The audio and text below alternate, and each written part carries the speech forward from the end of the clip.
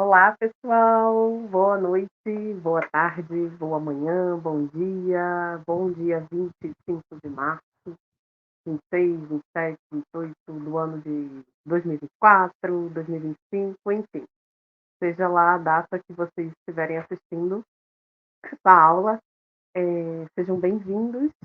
É uma alegria, né, estar aqui com vocês mais uma vez nessa nessas aulas abertas, né, que eu me propus a dar toda semana, nesse horário, toda segunda-feira, às 19 horas, aqui no meu canal. Né? São aulas que têm como ponto de partida o meu curso, o Livro Ilustrado e o Corpo Criador, fronteiras entre palavra, imagem, gesto e espaço. Essas aulas partem de um tema, né? De um grande tema, que é quantas histórias cabem em um livro ilustrado. Nós começamos com as histórias das pessoas, passamos pelas histórias dos processos e hoje a gente vai falar um pouquinho das histórias dos materiais. E vocês vão ver que, na verdade, essas três histórias, esses três pilares se misturam, né? Eles não são independentes um do outro. Nossa, tem cabelo na minha boca. São pilares que se interligam, que se conectam, né? Que têm suas interseções, porque um pilar não está apartado do outro, né? A criação não é feita de coisas estanques e nem de linearidades, né? A criação é um caos que a gente vai organizando de acordo com aquilo que nos faz sentido naquele momento daquela criação, né? E é isso. Bom, estamos na nosso terceiro momento, nosso terceiro encontro.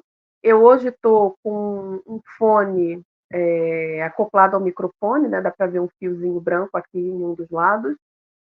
A imagem fica espelhada, então eu fico doidinha aqui, porque eu nunca sei muito bem para onde olha. Também nunca sei muito bem o foco da câmera, mas a gente vai se ajeitando, vai se acertando. Peço para quem estiver por aqui, verifique se já está inscrito no canal, né? Eu acho que isso é importante curtir essa aula, é importante compartilhar, passar para outras pessoas que se interessem pelo assunto, para a gente fazer esse trabalho crescer, né? Crescer em abrangência, crescer, né? No sentido coletivo mesmo, né? De construção de um modo de pensar. E é isso que eu acho bacana nessas aulas abertas. E aí, hoje, eu trouxe para a gente conversar, né? Eu trouxe dois projetos que eu fiz para a editora Paulus no ano de 2021 ou 2022, eu agora, ou no limiar entre um e outro. Enfim, em tempos muito pandêmicos ainda, né? E é com isso que eu quero trazer um pouco da história dos processos, das histórias dos materiais. E aí vocês vão ver que isso dialoga com as histórias dos processos. Bom, eu quero também reforçar que eu estou separando as perguntas e os comentários que surgem a cada aula em um momento específico e estou gravando essas respostas em vídeos o mais curto que eu consigo para colocar no Instagram, né? Então a gente acaba fazendo as duas plataformas se conectarem e acaba fazendo com que o nosso curso circule, né? Por diferentes espaços sociais. Então é importante que vocês façam perguntas, que vocês deixem comentários na aba aí de comentários. Quero dar boa noite a quem está chegando. Tem uma galera que não consegue esse horário, porque eu sei que é segunda-feira às 19 horas, né? E é sempre um horário caótico. Ah, mas mesmo assim quero deixar aqui registrada uma boa noite para vocês que chegam um pouquinho depois, que dão boa noite no chat, que dão um olá, né? Eu fico meio frenética entre olhar para a tela, olhar para a câmera, olhar para chat. Eu vou me educar para isso e com o tempo isso vai ficando mais simples, ok? Mas vamos lá, deixa eu abrir aqui a nossa a nossa apresentação de hoje, porque ela fala de uma. Ela começa, né? Eu quero abrir essa fala de hoje com uma reflexão do Bachelard, né? Quando ele fala da poética dos espaços e que ele comenta da casa como um elemento de integração psicológica, uma morada de recordações e de esquecimentos, né? De coisas que a gente leva para as nossas memórias afetivas e de coisas que a gente prefere guardar nos nossos inconscientes, nos nossos esquecimentos. E ele segue dizendo que a casa é o primeiro universo do nosso cotidiano, né? E se projeta como como um microcosmo, né? Uma unidade de imagens e de recordações. E eu sigo um pouquinho além, porque essa fala do Bachelard é uma fala que eu gosto muito, guardo ela com muito carinho há muito tempo, e durante a pandemia ela entrou na minha vida de um jeito muito forte, porque estávamos todos em confinamento, né, em claustro, digamos assim. Eu aqui especificamente no ateliê, e nessa solitude, nessa que muitas vezes era solidão mesmo, e pensando nessa ideia da casa como parte integrante de nós mesmos e nós como parte dessa casa. E o quanto essa casa pode nos servir de aliada, né? Ou de traição, né? O que acontece quando essa casa trai a nossa confiança, né? E o que tem nessa casa, além de teto, janela, além de coisas muito literais, né? Quais são as metáforas, quais são os pensamentos que a gente consegue delinear a partir desse pensamento grande de casa.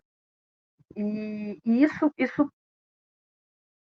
estava em mim, né, essa reflexão, para além de livro, para além de projetos, para além de coisas que eu estivesse criando de maneira mais objetiva, mas eu ficava pensando sobre isso, porque era esse momento de confinamento, né, cada um no seu espaço, e eu dando graças a Deus que, por exemplo, eu tinha um quintal, né, uma janela enorme por onde eu podia olhar para o meu quintal com plantas e tudo mais, e essa imagem desse confinamento, desses prédios que estão aqui ilustrando essa reflexão, chegaram muito fortes para mim.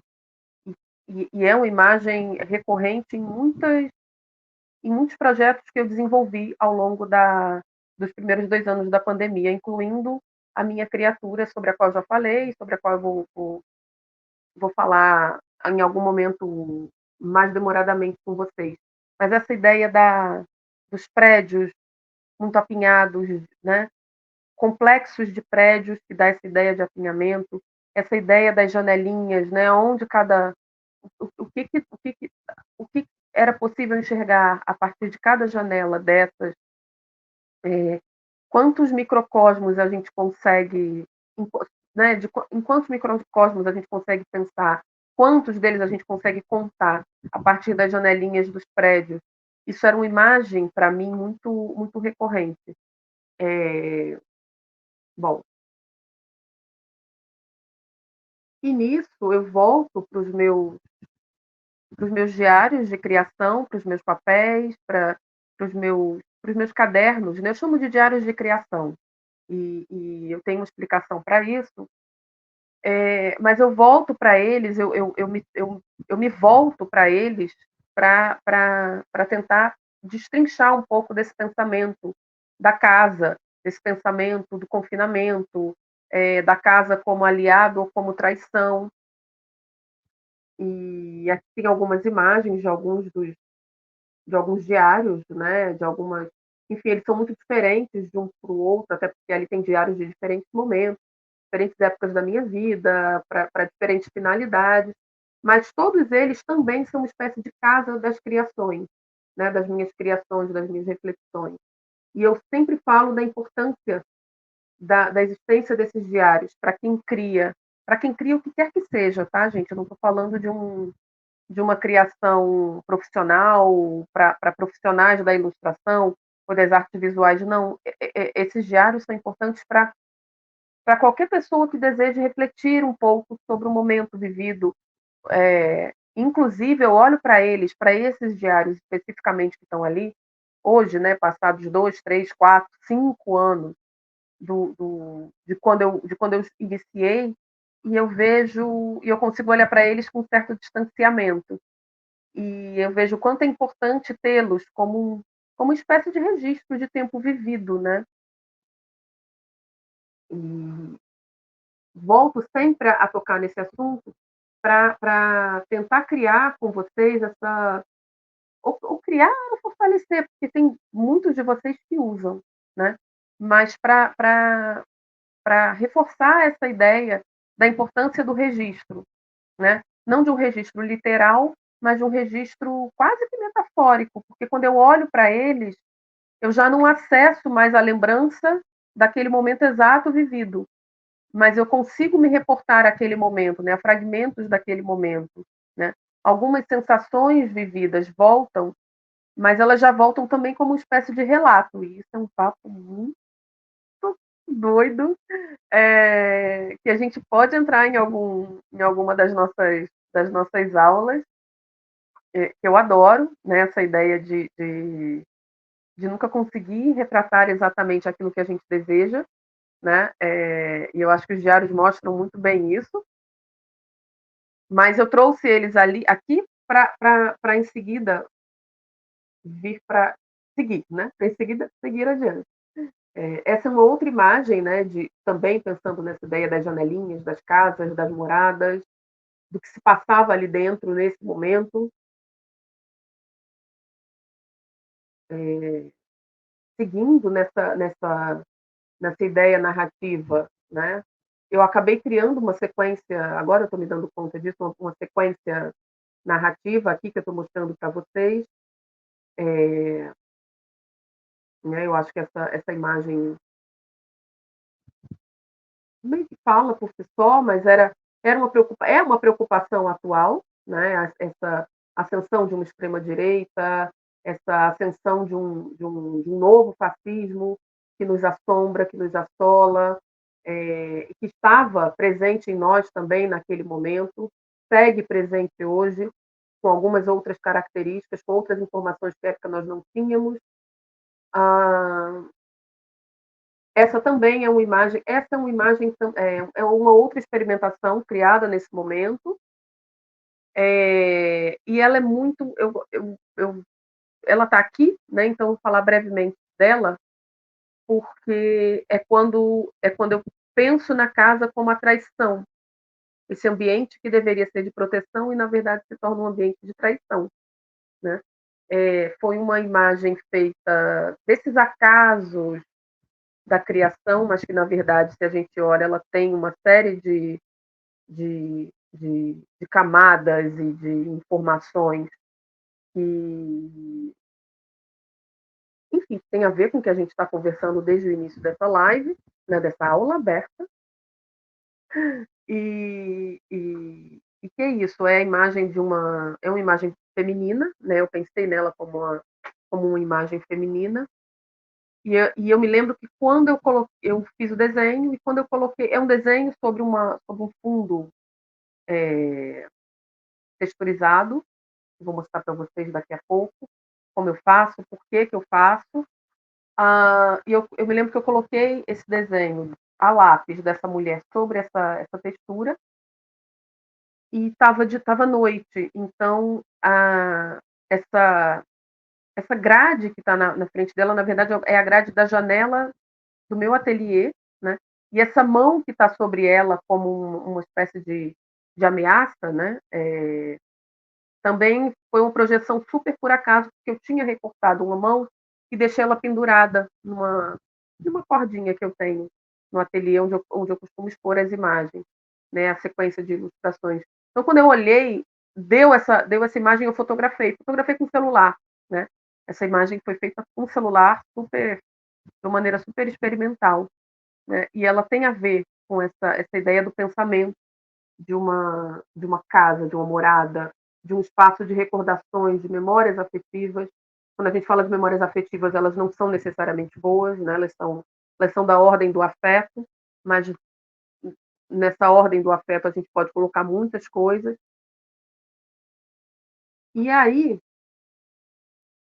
eu sigo um pouco, eram, seguindo nas minhas experimentações desse momento, essa imagem especificamente é uma imagem de alguns anos antes, eu acho que de uns 2 anos antes, em que eu já vinha pensando na palavra fragmentação, na palavra dualidade, na destruição dos espaços que outrora me eram tão confortáveis. Né? Era 2017, eu acho, é de uma exposição que foi feita em São Paulo, na Livraria 97, chamada Literatura e Resistência, e que eu tentei desenvolver exatamente isso, assim, a ideia dos escombros, a ideia do que fazer nesses escombros. Né? Então, tem um menino no que resta ali daquilo que um dia foi uma ideia de residência, de casa, de morada para ele.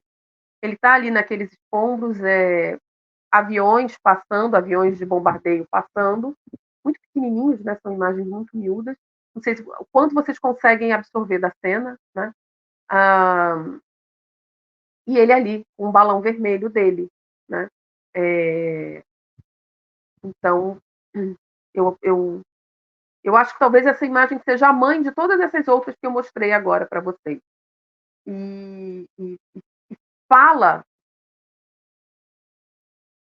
de uma preocupação minha, cidadã, uma preocupação de um foco criador, né? Era uma temática que me interessava nesse momento. É, fala de uma encomenda, porque eu fui convidada a participar dessa exposição, então eu criei essa imagem especificamente para essa exposição. E fala também dos materiais, né? Com os quais à época, comecei a trabalhar. E é sobre eles que eu vou comentar agora um pouquinho.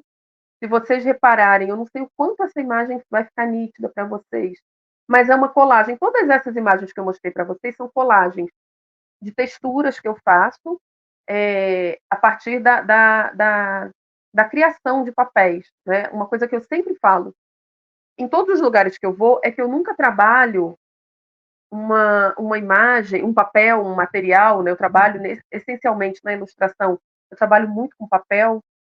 Eu nunca trabalho esse papel conforme ele vem da loja. Eu eu preciso que ele passe por um processo de, de materialização, de transformação, melhor dizendo. Né? Se vocês olharem aqui atrás, é um grande painel de, de texturizações com diferentes técnicas, diferentes papéis, feitas em diferentes momentos. Né? Ah, essa aqui, por exemplo, posso mostrar? Deixa eu remover um pouquinho. Essa aqui vai ficar esse reflexo horroroso do ring light, mas ela é uma colagem feita de texturas e um leve trabalho a lápis. Eu estou deixando assim para refletir menos a luz. Mas eu acho que mostra um pouco, né, do quanto essa temática vem me acompanhando, né, há alguns anos. Bom, retornando aqui, e nessa época, né, eu vinha trabalhando com a tinta PVA. Né? Eu normalmente trabalho com as 3 cores básicas que estão aí nesse prato. Né? E dessas 3 cores básicas, que são o vermelho, o amarelo e o azul, não são nem o vermelho, nem o amarelo e nem o azul. Nesse caso da tinta PVA, são as suas cores mais puras, né? São as suas. Estão na sua forma mais pura, porque o vermelho é o vermelho vivo, o azul, se não me engano, deve ser o azul cobalto, talvez. Eu só tenho aqui hoje o azul cerúleo, que é mais claro, mas já não são as cores nas suas formas mais puras. Então, isso implica dizer que quando eu misturo essas cores para para criar qualquer outra cor, eu já tenho que contar que essas cores vão estar influenciadas, né? Eu poderia dizer que se eu misturo o vermelho e o amarelo, vai dar um laranja. Mas não é que vai dar um laranja, pode dar um laranja mais para o amarronzado, ou mais, enfim, vai, vai ter sempre a interferência do fato de que eu não estou lidando com as cores puras, exatamente puras, tá? E é dessas três cores, né, dessa mistura das três cores, que eu costumo criar o meu preto, né? Porque eu acho que quando a gente mistura para chegar no preto, esse preto dialoga muito melhor com essas cores do que se eu pegasse um preto, comprasse um preto diretamente da loja, como é o caso dessa aqui. Então, vejam, eu gosto muito mesmo dessa ideia da transformação dos materiais. Tem um cabelo voando aqui. Hoje está difícil, tá, gente? Eu estou gravando, estou aqui com vocês, com ameaça de chuva. A internet está super instável, então talvez a minha imagem hoje nem fique muito, muito bacana. Mas vamos seguir. Tomara que não falte luz. Bom, se faltar luz, eu também estou no 5G. Então, eu acho que a gente permanece aqui. Eu vou ficar mais na penumbra, mas vai dar certo. Bom, e aí, tudo isso, né? Esse pensar a mistura das tintas, esse pensar essa tinta sobre um papel que vem da loja, tudo isso é algo que me possibilita pensar na matéria e transformá-la em materialidade, né? A materialidade, quem diz isso é a Feigl-Strover, a materialidade é o material, é a matéria com seus significados, com tudo de simbólico que a gente consegue colocar sobre ele, né? E é por isso que a história das pessoas, as histórias dos processos, as histórias dos materiais dialogam tanto, né? Por isso que as histórias das pessoas estão sempre presentes nas histórias dos materiais, porque certamente um outro artista visual, um outro ilustrador, se pegasse esse mesmo material que eu estou utilizando, pegasse esse mesmo conceito da casa, né, do Bachelard, faria uma outra interpretação, atingiria outros resultados diferentes dos meus, muito embora a gente partisse né, possuíssemos os mesmos parâmetros.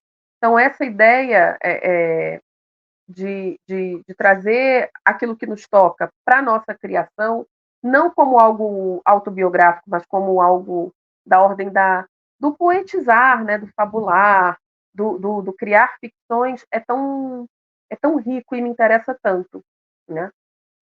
Então, bom, a Feiga fala isso da materialidade como algo, como a matéria impregnada, né, plena de significados, plena de fabulações que o criador consegue fazer ali em cima daquele material. Né? E vejam, na época, sobretudo quando chega a pandemia, quando vem a ordem de fechar tudo, eu preciso lidar com restrições de materiais ainda mais, mais fortes, né? Porque na medida em que fecha tudo, eu não fazia ideia, ninguém fazia ideia de quando é que tudo ia reabrir, de, do que seria, né? No próximo dia, na próxima hora, a gente não tinha essa ideia. Falar disso em retrospecto é até estranho. É engraçado como a gente perde, né? A noção do que de fato aconteceu, do que de fato foi. Então eu tinha que administrar aquilo que eu tinha em estoque e sem saber quando é que eu ia conseguir adquirir outros materiais. E eu lembro que quando as lojas começaram a reabrir para entregar, né, para fazer entregas, para um delivery meio precário, porque ainda não era a realidade de muitas lojas de arte e artesanato, por exemplo, sobretudo as que eu costumava comprar, tinha material em falta nelas. Então eu me lembro que nem que eu quisesse comprar determinado papel, eu conseguiria. Então foi quando eu comecei a fazer substituições, né? E é sobre isso que eu vou falar agora mais diretamente. Essa imagem que vocês estão vendo aqui, por exemplo, é uma imagem de um papel pardo e cobrir a minha mesa, né, a minha mesa de trabalho é uma mesa de tampo de vidro, porque eu uso ela como mesa de luz ou como mesa normal mesmo. Então, eu sempre cubro a minha mesa ou com papel 40 quilos, ou nesse caso, papel pardo ou papel craft, enfim, qualquer coisa que me permita proteger esse tampo de vidro para depois dar menos trabalho de limpar, e até para proteger mesmo, né? Porque cada limpá-lo implica eventualmente um arranhar, um vidro e tudo. Então eu gosto sempre de deixar essa mesa protegida. E na medida em que eu deixo essa mesa protegida, um dia eu estava trabalhando com tinta sobre ela e eu reparei nessas manchas, né? E pensem, o meu foco era utilizar o máximo dos materiais que eu tinha à minha volta. Isso implicava em pegar esse papel que forrava a mesa e eventualmente utilizar, né? E então eu comecei a reparar nessas texturas que ficavam sobre a mesa, tá vendo?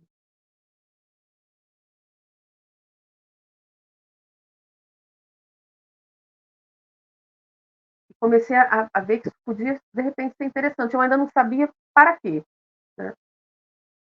Bom, e aí,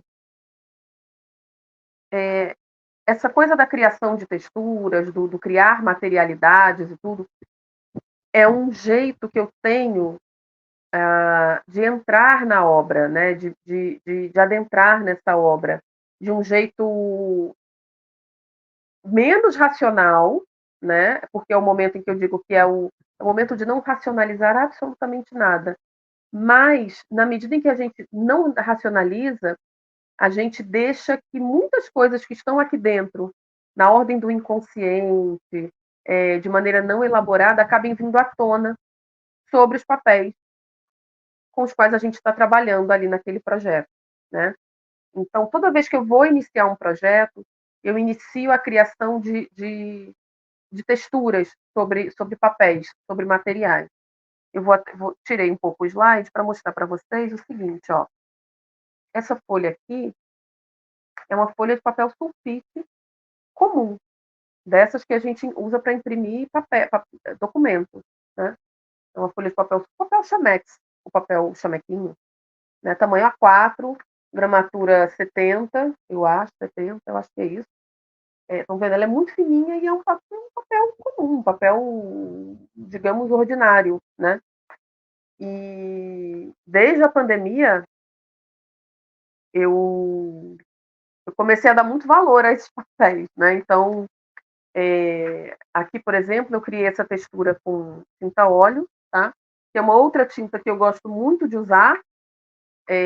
Além da, assim, a tinta óleo hoje para mim substitui a tinta de serigrafia. Eu gosto muito de trabalhar com monotipia. Normalmente, monotipia a gente usa serigrafia ou qualquer tinta mais plástica, né? Mais a óleo, digamos, né? Embora a serigrafia também tenha algumas que sejam à base d'água, mas a tinta óleo me ajuda a dar esse efeito da, da, da monotipia, da xilogravura. E então essas texturas aqui foram criadas com tinta óleo.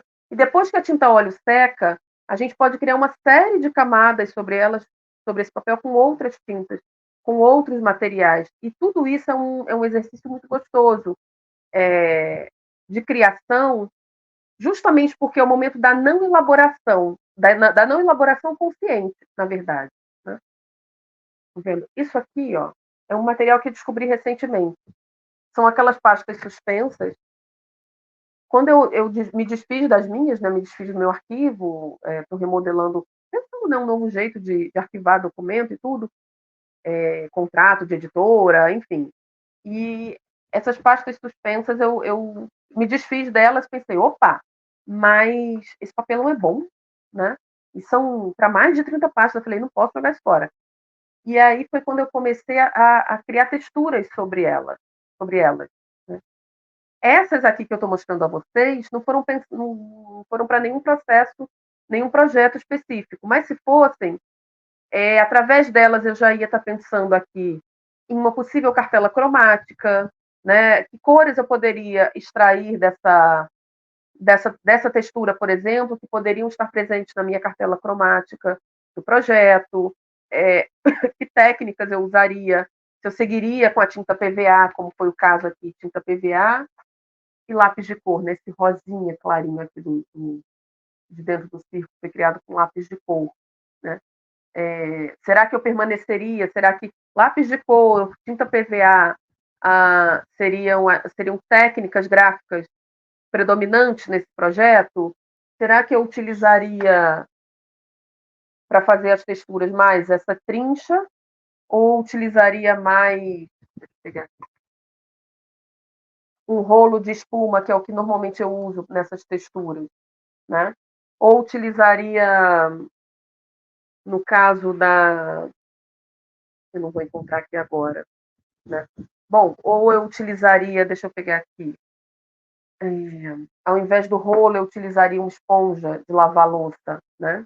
Eu corto em pedacinhos e também posso brincar de carimbar. Enfim, a partir dessa criação dessas texturas, eu consigo já iniciar um, um, um universo muito próprio de um determinado projeto, né? Essa imagem aqui, que também não está em nenhum livro especificamente, foi uma imagem feita também de maneira experimental, pensando. Eu estava trabalhando numa das minhas turmas de curso de ilustração, uma técnica muito própria do Paul Klee, né? Ele trabalhava muito essa ideia da tinta óleo misturada com aquarela, né? Ele gostava dessa brincadeira de mistura de técnicas e eu fui pegando texturas, sobras de papel para criar essa imagem aqui. E vejam vocês assim o quanto isso garante movimento para um personagem, né? Essa imagem aqui, peraí, pronto. Essa imagem aqui eu chamo de menino dando cambalhota, né? Não sei quanto vocês conseguem vê-la de maneira muito clara, né? Mas aqui estão os braços dele, tá? Bracinhos. Lá atrás, aqui, tá a perna dele, como se ele estivesse preparando para. Aliás, nem é cambalhota, é dando pirueta, né? E o rosto dele é uma. Eu fiz um simulacro de gravação com tinta óleo. É uma técnica que eu trabalho com os meus alunos. Bom, e aí, junto com isso, deixa eu voltar aqui na apresentação dos slides. Eu tinha esses papéis aqui, né, essas sobras de papel pardo, e além das sobras de papel pardo, eu tinha papel sulfite, tinha papel cartão, que também é um papel offset, é primo do papel pardo e do papel sulfite, né? Mas numa gramatura bem maior, né? 300 gramas. E na falta do papel pardo, em algum momento eu usei também para forrar minha mesa. E quando eu vi, tinha uma textura muito bacana, assim, muito interessante, uma miscelânea assim de cores que eu falei, pode funcionar. Então a gente precisa estar atento a tudo que a gente vai fazendo, né? Bom, e aí, por que eu estou aqui, né? Tem um pedacinho da minha mão com uma lixa. É uma lixa de unha, gente, mas em tempos ideais e não em tempos pandêmicos, a gente usa lixa comum, né? Aquela lixa que vem em folha, assim. A gente corta um pedacinho ao invés de usar a lixa de unha. Porque a lixa de unha é incômoda, porque ela é muito estreitinha. Mas essa técnica é uma técnica de veladura, né? Que eu também gosto muito, e vocês vão ver aqui mais à frente, onde é que ela está, né? Porque ela ajuda. Imagine a palavra veladura, o que significa, né? É como se a gente colocasse um véu assim sobre algo. E a veladura a gente faz com uma camada fina de tinta, com outros materiais, eventualmente, sobre o papel, enfim, sobre o que a gente criou. Então, aquela imagem que estava ali, ó, super viva, tá vendo? com essa veladura já ficou mais discreta. E aí ela já me permite uma certa sutileza que me agrada muito, né, na hora de criar uma imagem. E ela acaba se transformando nessa aqui. Deixa eu ver se funciona. E aí, por que eu estou mostrando essas imagens? Parece que elas estão super soltas, né, na história, tá vendo?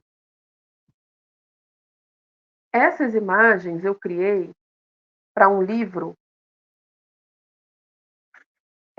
chamado A Menina e o Mundo, da Teresa Mota, que saiu pela editora Paulus. Os dois livros que eu trouxe hoje para a gente refletir um pouquinho são da editora Paulus. O primeiro é A Menina e o Mundo. E se vocês repararem, tentando fugir um pouco desse reflexo dessa luz do ring light, vocês vão reparar que toda essa menina é feita com textura. A roupa dela, né? Esse fundo, como se ela tivesse sobre um mundo, né? Sobre parte de um planeta Terra. É, é essa técnica do papel pardo texturizado.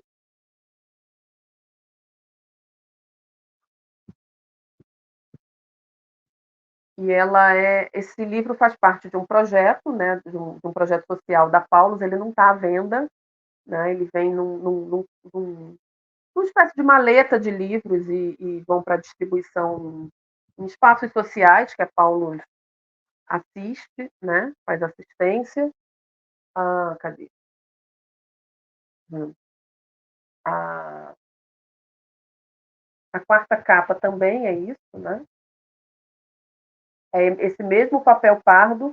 E aí aquela ideia das casinhas, do confinamento, das janelinhas, das portas muito pequenininhas, do amontoado de casas, eu trouxe também para cá, porque tinha a ver com a história, né, da menina e sua comunidade, né? É, a menina e o mundo fala disso, né, de tentativas de melhoria da própria comunidade, né? É esse o objetivo, é esse o mote desse livro aqui.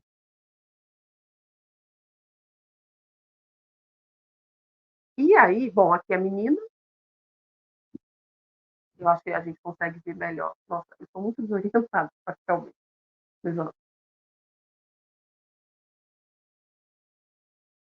Aqui já são algumas imagens do miolo, mas eu também fui brincando com esse papel no fundo da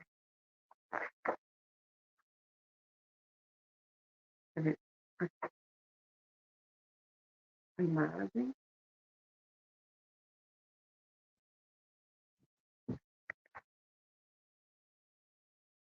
outro pedaço da outra ilustração.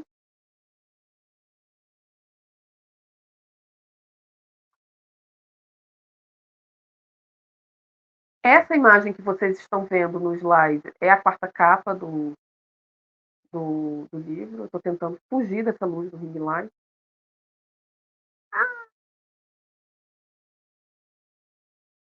Façam perguntas, façam comentários, para eu ter o que comentar e o que responder, por favor. Gente, só um pedido aqui, realmente, não esqueçam de curtir. Se estiverem curtindo, né? Se fizer sentido para vocês, que eu acho péssima essa coisa de ficar pedindo curtida. Não esqueçam de curtir, não esqueçam de compartilhar, não esqueçam de falar dessa aula. É, enfim, para a gente conseguir fazer essas aulas chegarem ao maior número possível de pessoas, tá bom? Enfim, mas aí voltando aqui, né? É, e aí, além dessa coisa das texturas com rolo e pincel e outras coisas que eu uso também, espátula, né? Isso aqui é uma espátula que eu já usei, aberta. Essa que vocês estão vendo aí é, é de um material que eu adoro, né? E que eu uso sempre eu só usei em ilustração uma vez, mas eu uso sempre com os meus alunos, que eu gosto muito dessa ideia da gravura, da cisão sobre sobre a pedra, da cisão sobre a madeira, sabe? Do marcar um material, do carimbo, eu gosto muito, né? Eu gosto muito de monotipia.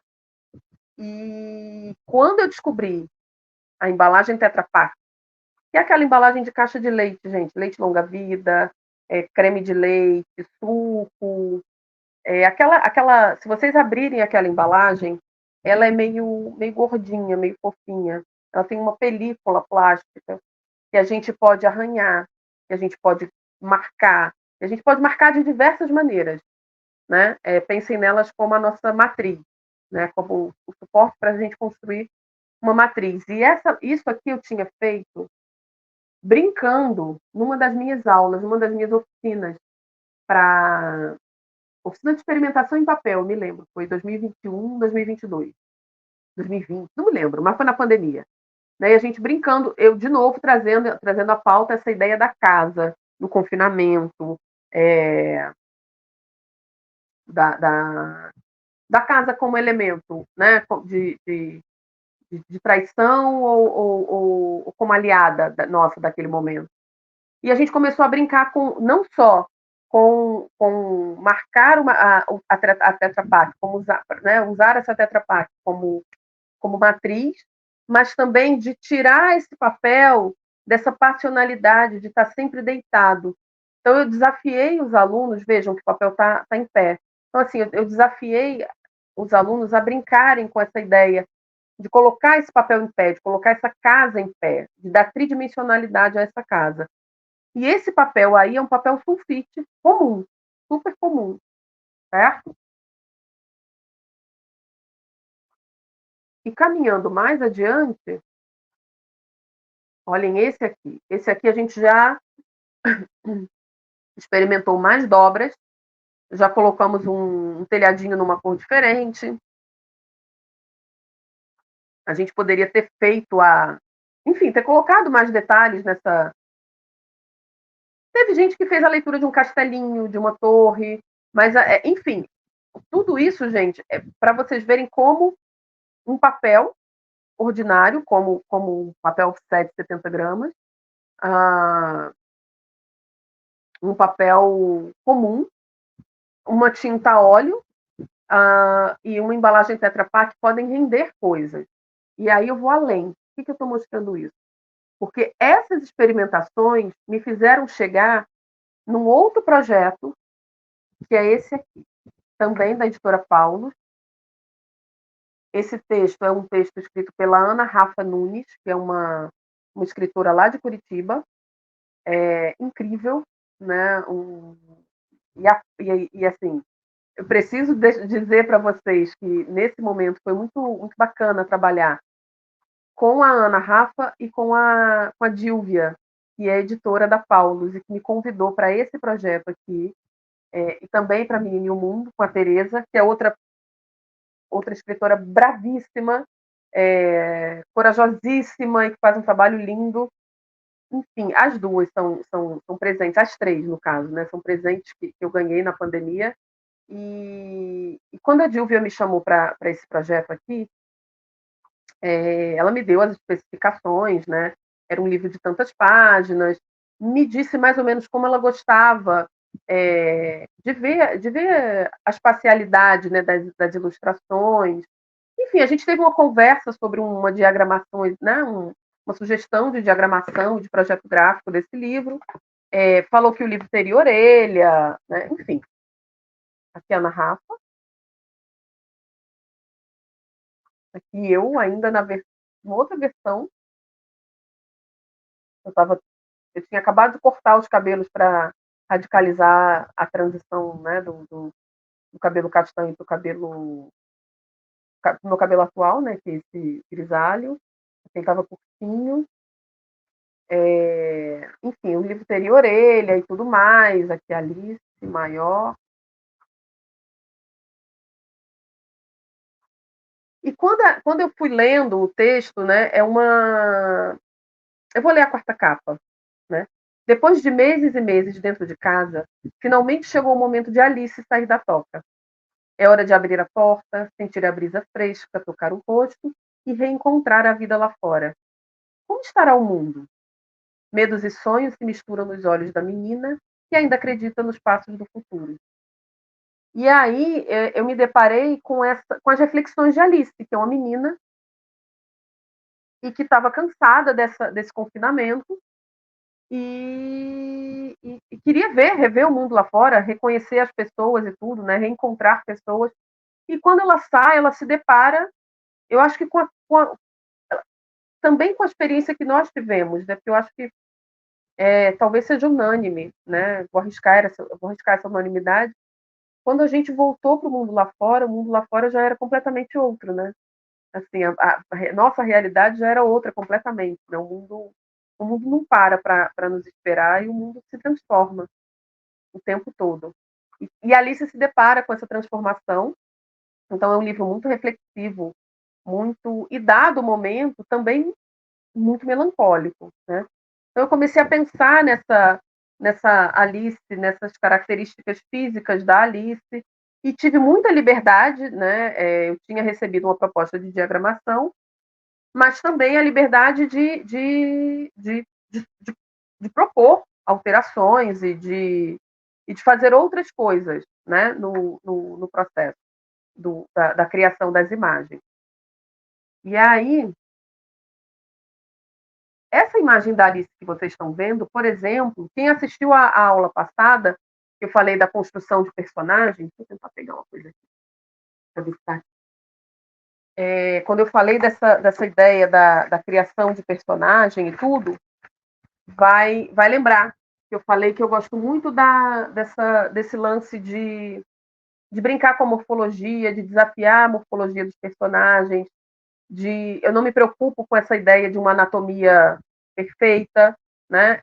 E essa imagem aqui é muito isso, porque eu peguei de fato um retalho de papel, nesse bracinho dela, um para cima, outro para baixo, é mero acaso. Esse papel era um retalho de papel que estava exatamente nessa forma, e eu resolvi brincar com isso, né? Então eu coloquei uma mãozinha, desenhei uma mãozinha embaixo, outra em cima, e coloquei a cabeça dela. Bem como essa sugestão de saia logo abaixo, também era um retângulo em papel, enfim. Tudo isso, gente, é uma brincadeira com retalhos de texturas. Eu acho que eu tenho aqui uma caixa de retalhos. Deixa eu procurar.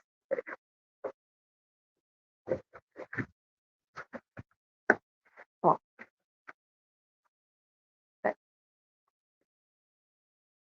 primeiro deixa eu mostrar um. Voltando aqui, ó. Isso aqui é uma monotipo. Também a ideia da Tetra Pak, com incisões, com marcações. E aí eu utilizei a tinta branca sobre o papel preto.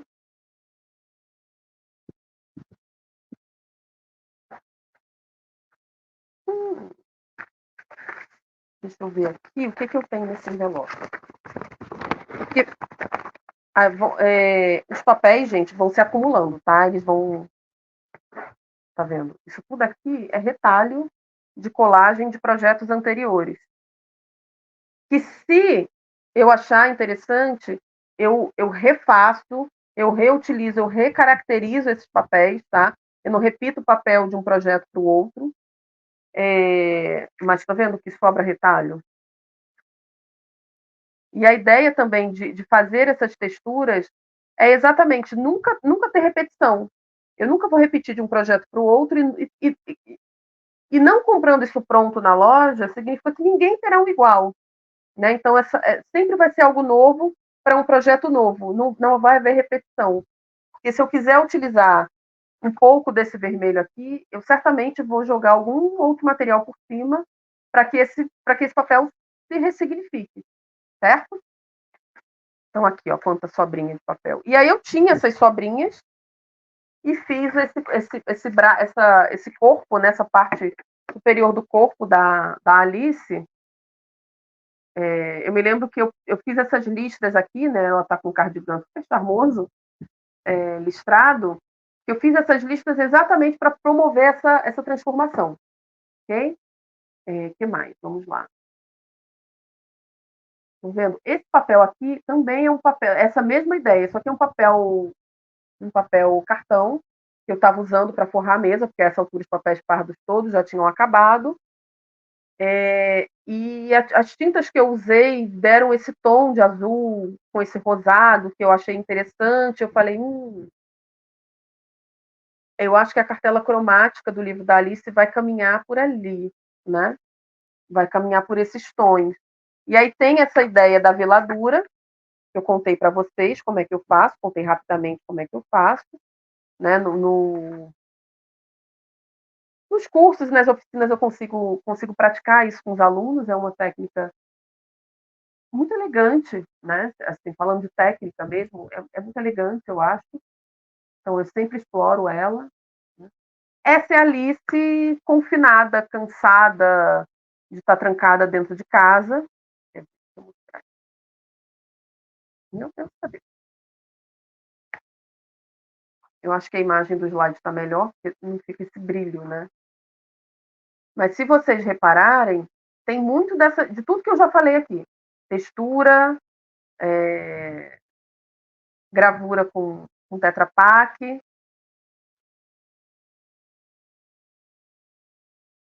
as casinhas, né, quando ela sai e ela vai se deparando, ela vai se deparando com esse mundo estranho, né?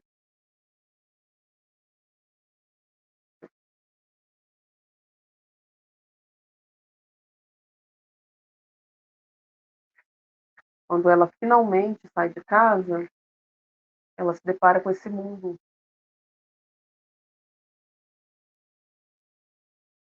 que ela meio que já não reconhecia mais. Ela olha para as pessoas.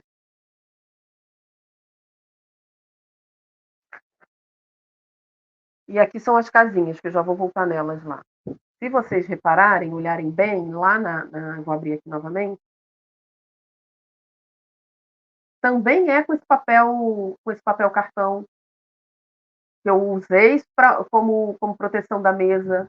Daí geraram-se texturas, porque ficavam manchados, né, de outros trabalhos que eu vinha desenvolvendo. E aí eu fui trazendo um pouco da cartela cromática que eu já havia decidido, a partir daquele papel que eu mostrei para vocês minutinhos antes. Então, tudo isso é um processo de harmonização, né?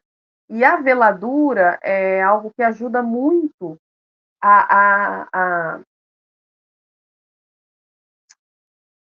criar. A veladura é uma camada de sutileza que a gente coloca sobre as coisas, sabe?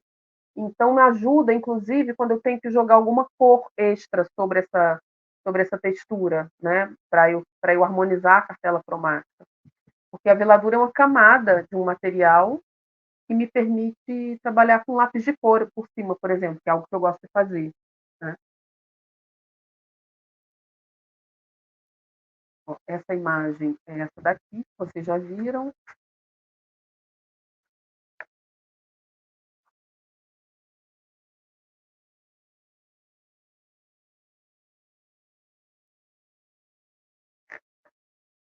Bom, para quem chegou agora, para quem está chegando, eu vou só para lembrar, só para avisar o seguinte: todas as perguntas, comentários que vocês fizerem, eu vou responder em um momento à parte, tá? Que aí eu consigo fazer um videozinho mais curto, e eu respondo lá no Instagram, tá? Então, dúvidas, perguntas, questões, sugestões, façam, que eu vou lendo tudo, anoto tudo, e respondo depois com calma. E marco vocês lá também, tá bom?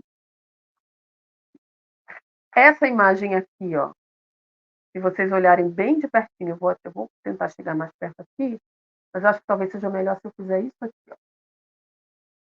Eu acho que vocês conseguem ver melhor. A mesma coisa, ó. Do lado direito, onde ela está sentada no banco amarelo, é papel cartão texturizado. Do lado esquerdo, são as texturas em Tetra Pak, né? São as gravuras em Tetra Pak que eu estou falando com vocês, né?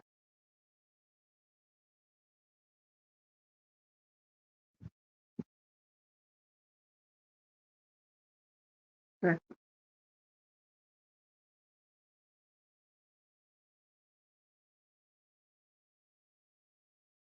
E vejam, eu não estou contando a história, né? Eu não estou lendo o livro para vocês, mas eu acho que vocês conseguem, né? A partir da leitura da quarta capa que eu fiz, e a partir enfim, dessa narrativa visual, vocês conseguem captar um pouco do espírito do livro, né? Sobre o que o livro conta. Esse é o amigo dela, é um amigo dela, que ela reencontra depois de muito tempo. E aí, de novo, essa ideia da morfologia, da brincadeira com a postura, da brincadeira com o corpo dele mesmo, né? Esse corpo que carrega uma mochila, que carrega uma pasta, esse tom de azul que é diferente do tom de azul dela, porque ele já tem um rosto levemente mais luminoso, e isso é importante na história. Sabem? Tudo isso, gente, até a construção desse personagem, que é um personagem, a protagonista é a Alice, né? Ele é um amigo dela, então ele não é um personagem central na história, mas até esses personagens, assim, a caracterização deles é extremamente importante para aumentar a força narrativa das imagens e para melhor contar essa história. E aí, eu tenho aqui, vou pegar aqui a minha pasta, porque eu mostro para vocês. Ó, gente, essa é minha pasta portfólio, tá? Eu pretendo um dia fazer uma reflexão sobre construção de portfólio, né? O meu, como eu trabalho essencialmente com papel e eu ainda acredito muito nessa potência do encontro presencial, eu mantenho uma pasta dessa com os originais, para sempre que eu vou encontrar editores. Semana passada mesmo eu fui a São Paulo e tive reuniões e levei essa pasta, né? Quando a gente mostra uma imagem original, ela tem um outro impacto. E se vocês olharem, eu não, acho que aqui não vai dar muito para ver, né? Mas assim, eu tempos atrás, tempos pré-pandêmicos, eu teria utilizado um papel canson de alta gramatura, um papel é, livre de acidez, para que ele tivesse uma durabilidade, né? Para que daqui a 30 anos a gente estivesse olhando para esse original e vendo ele praticamente inalterado. Mas em tempo de pandemia, o que eu tinha era papel sulfite, né? E eu gosto de trabalhar com papel. Eu poderia ter feito, se eu trabalhasse com Illustrator, eu não teria tido esse problema. Se eu trabalhasse diretamente no Photoshop ou no Procreate, ou enfim, o que fosse, eu não teria, essa não seria uma questão. Mas no caso de trabalhar com papel, ela se torna uma questão, né? Esse original aqui é um original extremamente frágil, porque eu sei que daqui a 2, 3 anos esse papel aqui, sulfite, vai estar repleto de mancha. Então, eu tenho um cuidado redobrado na digitalização desse material aqui para garantir a longevidade dele. Mas ele é todo colagem e, inclusive, ao fundo dessa imagem aqui, o tal papel cartão, que estava servindo de tampo de mesa, de proteção de tampo de mesa, certo?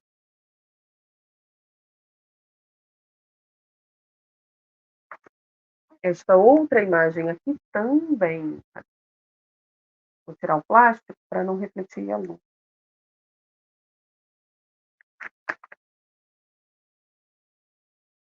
E aí, gente, malandragens de confecção, de feitura de livro, né? Lá no livro, vocês vão olhar essa imagem aqui como página dupla.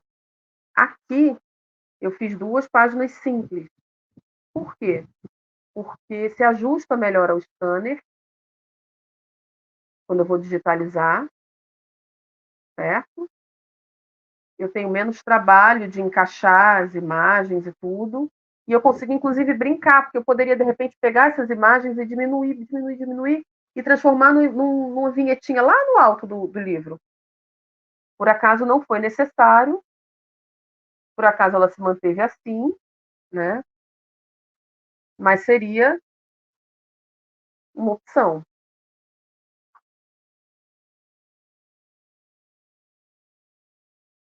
Ai, que nervoso. O vídeo espelha, né, a imagem. Estão vendo? Isso aqui também, gente, é papel sulfite, papel cartão colado sobre ele. E essa textura que eu fiz do Tetra Pak, né, o papel onde eu gravei, onde eu carimbei o Tetra Pak, foi sobre o papel sulfite, certo?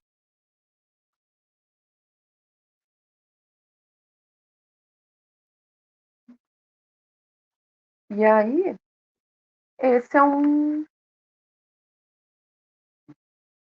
esse é um, esses são dois exemplos, né, para a gente já ir se encaminhando aqui para o final. Esses dois livros aqui são exemplos, né, tanto a Menina e o Mundo, a Menina e o Mundo, e o Ainda Alice, que são engraçado que são duas personagens super fortes, né?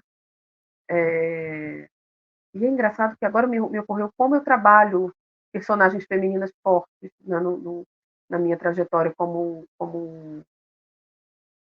autora de narrativa visual, né? Mas esses dois livros contam muito dessa brincadeira de transformar material em materialidade, né?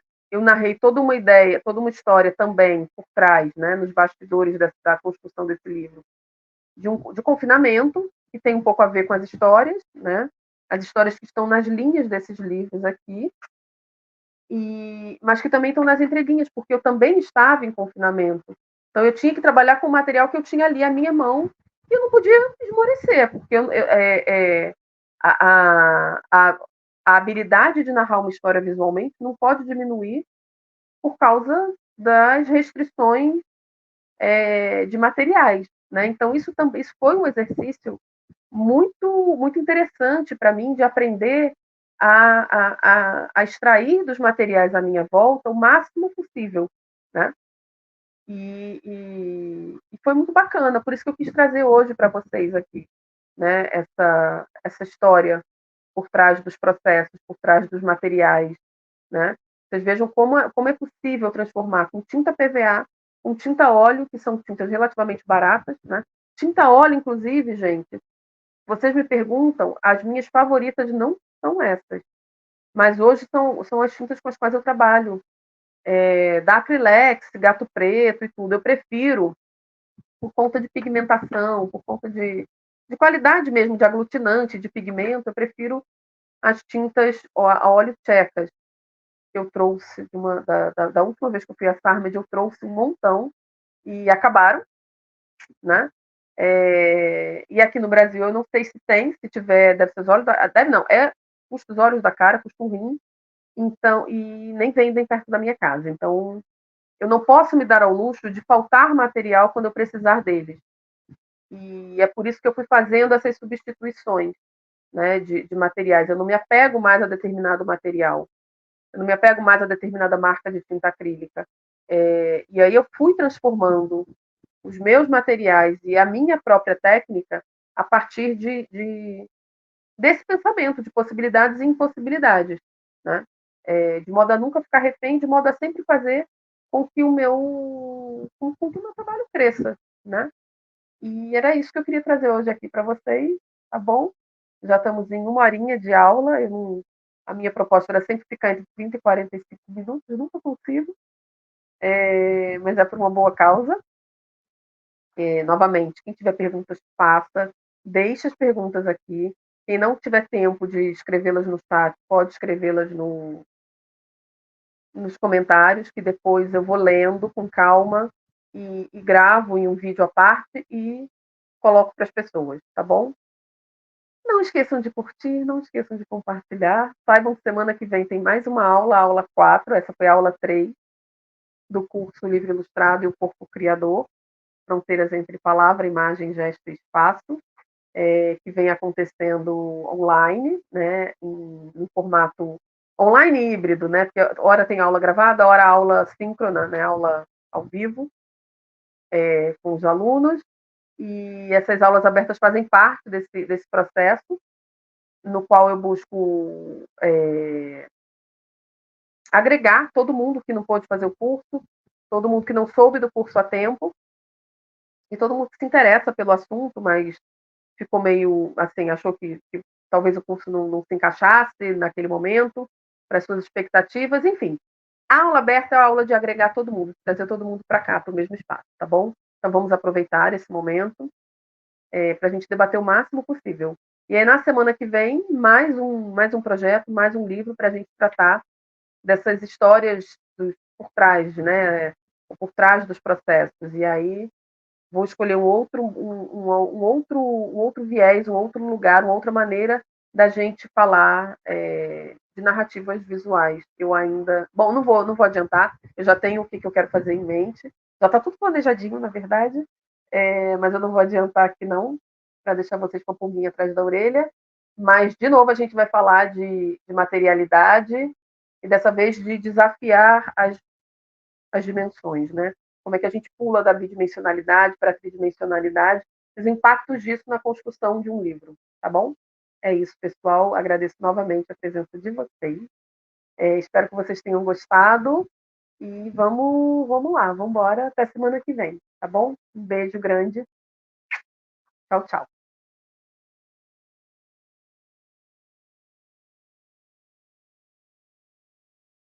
Tchau.